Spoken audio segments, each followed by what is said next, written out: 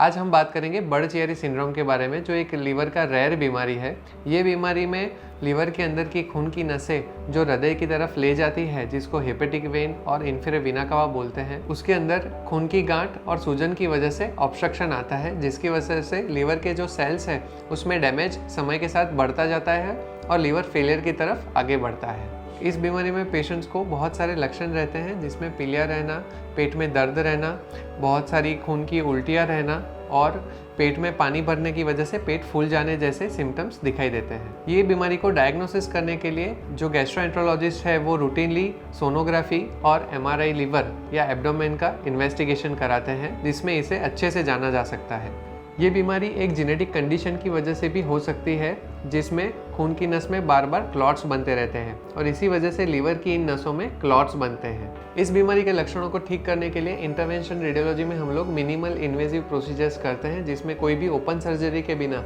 सिर्फ होल के द्वारा ये प्रोसीजर्स किए जाते हैं, जिसमें एंजियोप्लास्टी और स्टेंटिंग के द्वारा ये ब्लॉकेज को खोलने का प्रयास किया जाता है, या फिर अगर क्लॉट फ्रेश है तो उसको थ्रोम्बोलिसिस करके निकालने की भी कोशिश की जाती है। अगर तीनों हेपेटिक वेन में ब्लॉकेजेस है और उसको निकालना मुश्किल है